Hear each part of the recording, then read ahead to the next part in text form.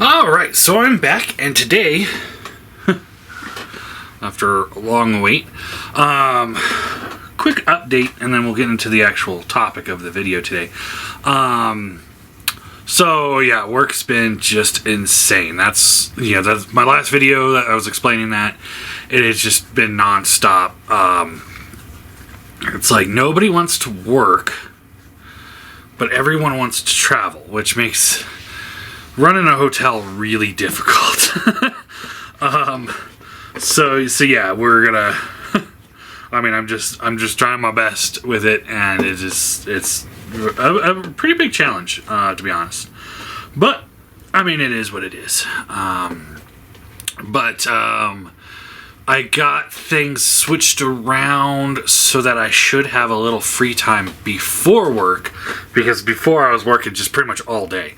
And that's why I wasn't doing videos. It's because it's like I've had, I think, 5 days off since March. And so when I had a day off, it was mostly just like sitting around just exhausted. But now I've got it so that I don't have to go in so early, which is going to free me up to do some videos and stuff. So hopefully we'll get back to 2 or 3 videos a week. And we'll see where things go. I do have a bunch of figures to review, and we will get into those.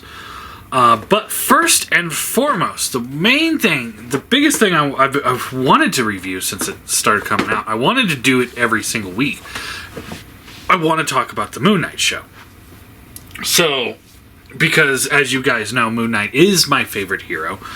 I've been a massive fan of his since I don't know. I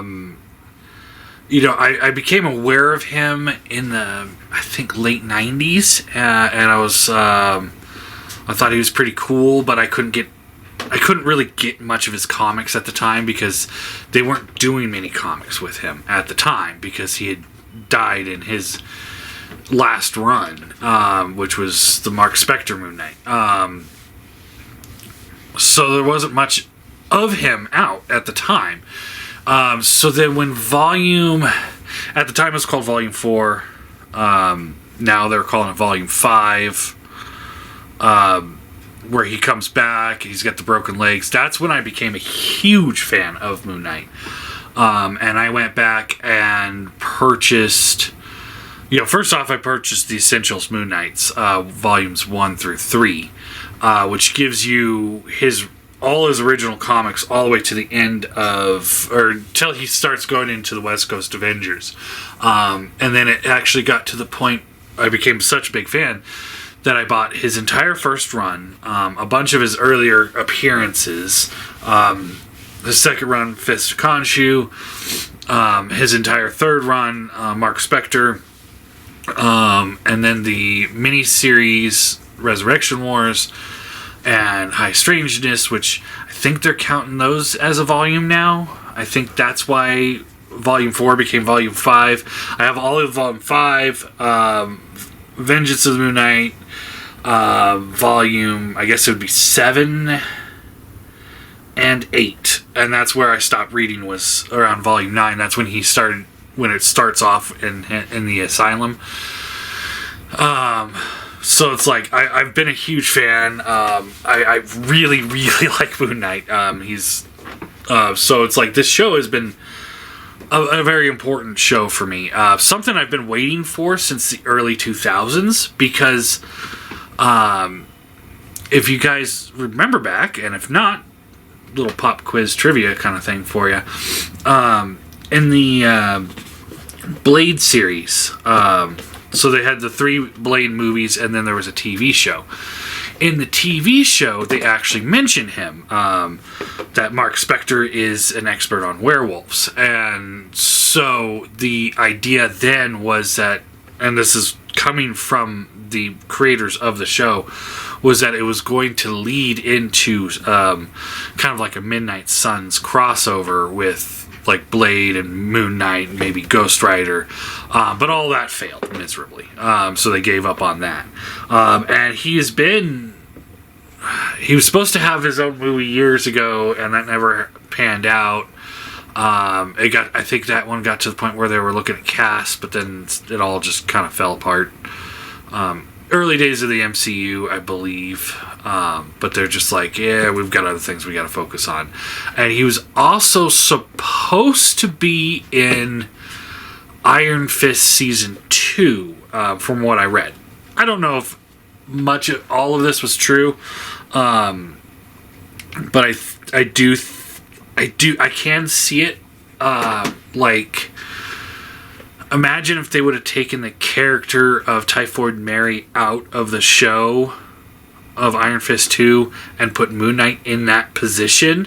It's almost, mercenary, DID, the whole 9 yards, and somebody has fighting ability that can beat Iron Fist. And all of that equals Moon Knight in my books.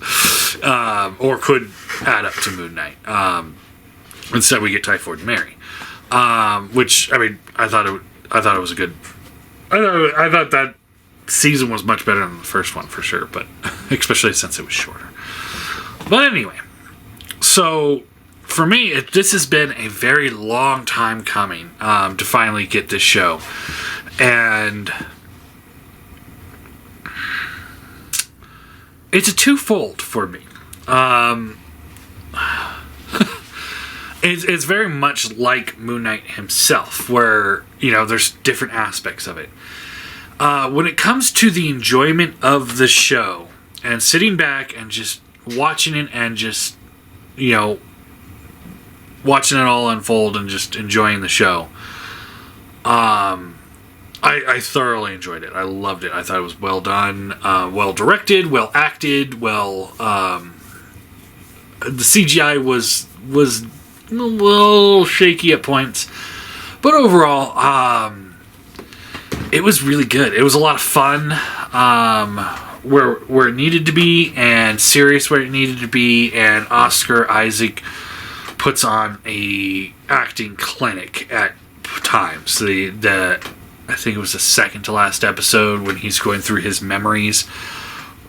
Man, that episode was fucking dark, and it was really well done. And then we get into... But then the other side of that is, how well did they treat the source material? And the answer to that is not well at all. They threw everything out the fucking window. Everything. There is hardly any aspect of Moon Knight in this show that is Moon Knight from the comics, outside of the names. And even the names they changed. And it got to a point where I'm just like, what am I watching? It wasn't making sense when you thought of it in the comic standpoint. Now, if they changed a few things in the comics in the past 5 years or so, that's when I stopped reading, like I said, the Asylum era. I've been kind of keeping an eye on it, seeing if things get interesting enough for me to want to go back, but the Age of Khonshu didn't help at all. But to run through the changes that happened in the show, so spoiler alerts for everybody. Okay, let's start off with Marlene. So they changed Marlene.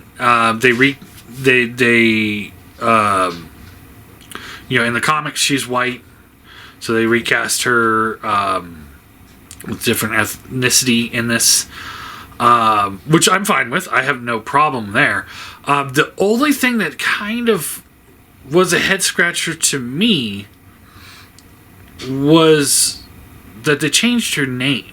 That was the part that I was like, at first I'm like, is this supposed to be Marlene? And then later on, when they're revealing what happened to her father and how he's an archaeologist and all of this stuff, and it's like, okay, well, this is Marlene. Guaranteed this is Marlene, just with a different name. And that was the part that really threw me for a loop there. It took me a minute to kind of catch up. They also changed the fact that they're married, because they never... I don't think they got married in the comics. At least while I was reading it. They were just, times engaged, times not engaged. They had a very on-again, off-again relationship. Let's see. So they changed her. And then at the end, she gets superpowers. So it's like there's another change there. She was always that, she a very ballsy chick in the comics. Had very little fear. Ran right into danger and stuff like that many times, and talk shit to people. It's like she's pretty awesome. But she never really had superpowers and never went to battle with Moon Knight. She would help him out if she could, but yeah, that was just strange. Let's see here. Harrow, that was completely different. He was a one-shot villain in, I believe, Fist of Khonshu. And he had nothing to do with being an avatar. So that was also changed all of that. All the other gods getting involved, that was new to me. I don't know if it's new to the newer comics. I keep going back to that, but we just gotta move past it. Just if it happened in the comics the last 5 years, I just don't know about it because I just stopped reading. So the gods all get involved. Let's see here. Randall's dead. That was a big change because in the comics, originally he becomes Hatchet Man, but that got retconned in Mark Spector that it was like a clone of him. And he becomes Shadow Knight, another avatar of Khonshu. Gets some impenetrable skin, and then Punisher kills him, and then he comes back, and Moon Knight kills him, and then I think he comes back again. He's very much like Mark is in the fact that he just keeps getting resurrected. So it's like that's different. He died as a child. His mother's the reason why he left. In the comics, it was his father, which brings into the Jewish aspects, which, they kept him Jewish, but they took away the critical component that made it important for me, because if you guys remember earlier videos of me being worried, it's like, I hope they keep him Jewish, because it was a huge aspect of the character growing up was the fact that his father was a rabbi, and his religious zeal is what pushed him out the door to become a boxer, and then later go join the army to become the Marine and then mercenary. So it was his father was the driving point in the show. It's the mother that's the driving point, and while they did keep them Jewish, they took away that aspect of his father's religious zeal that pushes them away. So it kind of like defeats the purpose. It's like they didn't need to do all that. It just. But whatever. It's like it's what's done is done there. So it's just that was all weird. And then we get into the actual character himself. Now, when Mark Spector first started becoming Moon Knight, when he moved to New York, he didn't fracture his brain or anything like that at the time. They later started taking over, but he created two alternate personalities, one being Stephen Grant, who is a wealthy millionaire or billionaire, I don't know, a kind of philanthropist, kind of similar to what like Bruce Wayne would be. And then there was Jake Lockley, who was a friendly, down-to-earth cab driver who would give free rides to like homeless, and he'd have dinner at a diner all the time, and he'd get to know all these people that lived on the streets. And that's how he got information about villains and stuff like that. And, things going on in the underworld of New York, was because he was just that down-to-earth cab driver that everybody talks to. And then Mark Spector was the mercenary, and then Moon Knight was the superhero. Many, many, many, many years later, we're talking like 30 plus years after the creation of Moon Knight, is when Mr. Knight comes along. Originally, I didn't like the idea of Mr. Knight, but eventually I grew to like him because, he would show up at the police scenes, and because he's dressed in the suit and stuff like that, people would take him a little bit more seriously than Moon Knight. And then, so the police officers would talk to him and show him the scene, and he wouldn't stick out like a huge sore thumb. He'd also show up in a limo, and so he was more like a consultant than he was a superhero. Yes, he did superhero things in the suit. But for the most part, he would save the superhero stuff for Moon Knight. So, as you can see, with that brief description of all the characters that he is, or was in the comics, they changed everything about it. Stephen Grant, not a millionaire. Instead, he's just a British guy working at a museum, very timid. Probably closer to what Jake Lockley would be. Jake Lockley was a down-to-earth cab driver. This one, he's a ruthless killer. Mark Spector was a mercenary. Okay. Those ones are actually the only ones that are close. And Mr. Knight is just the alternate personality, or the superpowered personality of Stephen Grant, as opposed to, a tool used by Mark Spector to get certain information. And then Moon Knight himself, that the superhero part. Wow, they gave him a lot more abilities than he had before.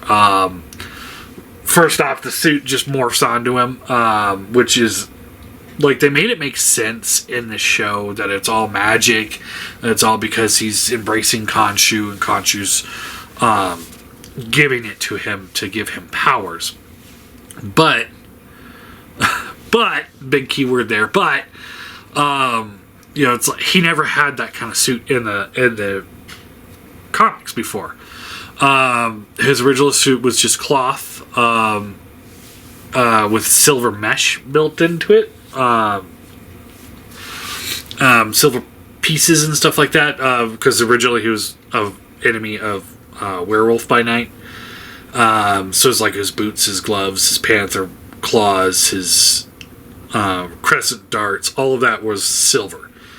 And his truncheon was silver, and so he originally had that, then it was just a cloth suit, then it was a Kevlar suit, then he had an adamantium suit, and then a carbonanium suit, but at no point, unless this happened recently again, did it just morph onto him like that. And it's something, like I said, it makes sense in the show, the way they explain it, but it's also a trope that has been happening with the MCU stuff for years now, and I'm absolutely over it. I hate morph suits. Only one that should have the morph suit is Venom and Carnage, with the symbiote. That's it. That's the only people I think should have it. Seeing Iron Man have it with his little, like in Civil War, his helmet, which is like, it's like, okay, that's stupid. But whatever.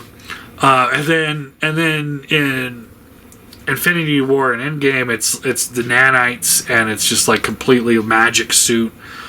Same with Black Panther's suit. I liked it so much better in Civil War because it looked like a mesh suit. And he had a hard helmet, and then it go to Black Panther, and it just like forms onto him. I hate the way it looks too, like, because you can tell the whole thing's CGI now, and it's just like, I hate it. I don't like it. And then Spider-Man with the Iron Spider suit, everyone's got like some sort of special suit that just appears, and it's like, this is stupid. I hate it.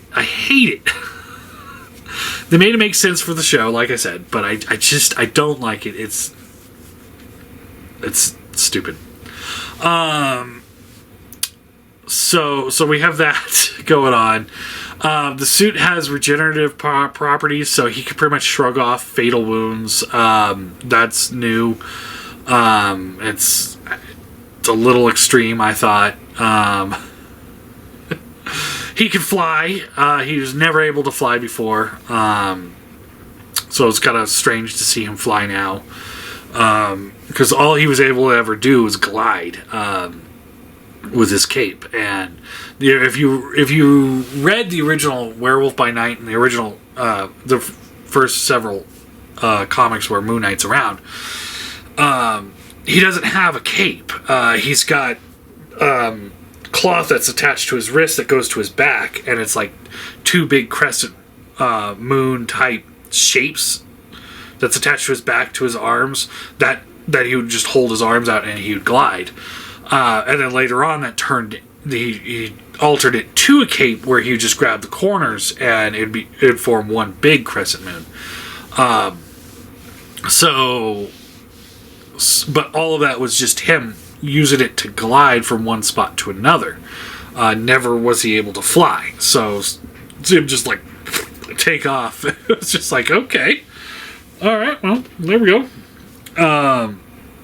In the comics, he also has, other friends like Frenchie with his helicopter, who's also a mercenary. We didn't see any of that.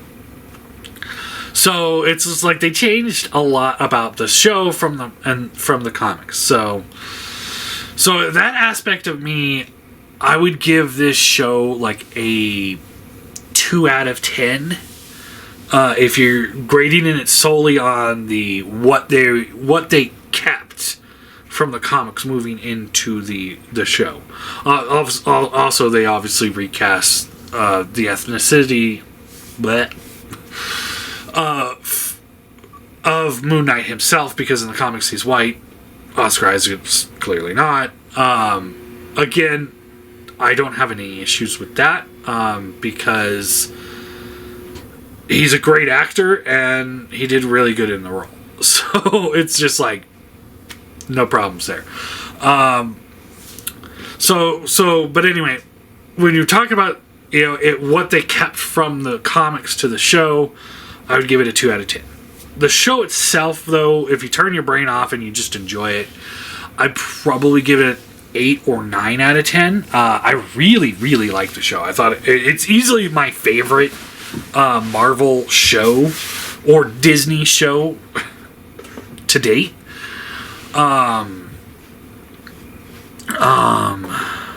I really liked the acting. Like I said, I think everyone did a great job. The show was well written. For me, I know not everyone enjoyed it, every bit of it, like I did. And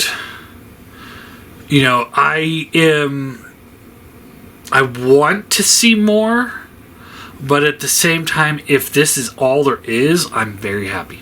I got my Moon Knight show. I'm good. Don't fuck it up. It's like, do not fuck it up from here. Because that's what Marvel does lately, is they beat that dead horse until it's completely gone, and you sit there and like, man, I don't want to watch this anymore. It's just, I mean, that's how I feel about most of the MCU and all of Star Wars. I think I'm going to do a rant on that later this week, but I don't want to watch most of this stuff. And one of the biggest refreshing parts of the Moon Knight show was the fact that it did not tie into the MCU. It's pretty clear that it takes place in the MCU, but it doesn't tie into the MCU. It's not part 3 of the Infinity War or part 7 of the Multiverse War, or whatever they're calling the next phase, which I'm out. I'm done. I'm not watching it. It's just like, I don't want to say I'm not watching it, but I mean, I probably will, but I'm not going to go see it theaters and stuff like that. I'm just like, it was refreshing to have a show that doesn't tie into 15,000 other things. Self-contained, and it left with a cliffhanger where it's like, I could watch more, or if I don't, I don't. So yeah, I wish there was more Moon Knight, and I wish he didn't have that, oh, I'm in the final battle, gotta take my mask off. I'm over that too. It's so stupid. I just don't like we haven't seen enough Oscar Isaac throughout this series that you could just leave the mask on for the final fight. Like, couldn't do that. All right. But yeah, that's pretty much it. A show for me that's been a very long time coming. For me, it didn't disappoint. However, I can fully understand why other people who are bigger fans would be disappointed with it. Don't change my character. I get it. I fully would understand why you would want them to do that. Because it did feel like a different type of story than what the original Moon Knight really comes off as. So, but one thing I will say, it's like, if you didn't know anything about Moon Knight going into this show, there's not much in this show that will make you sit there and think, oh, he is Marvel's answer to Batman, isn't he? Because it's like, there's nothing in here that relates to Batman. It's like, I could see the comparisons from other properties, like the older comics and stuff like that, where he's just a wealthy millionaire who dresses up at night and goes fights crime. I get it. I can understand it. I mean, on the surface, once you go into the characters, you'd be like, oh yeah, these guys aren't anything alike. But once on the surface, I could see that. But with this show, there's nothing. I can't see anything in here like that's like, oh yeah, that reminds me of Batman. It's more like, nope. So yeah, there's my thoughts on the Moon Knight. Little history of things I know about Moon Knight there as well. So, but yeah, hopefully we'll get into some more reviews, and we'll just kind of go from there. So yeah, glad to be back.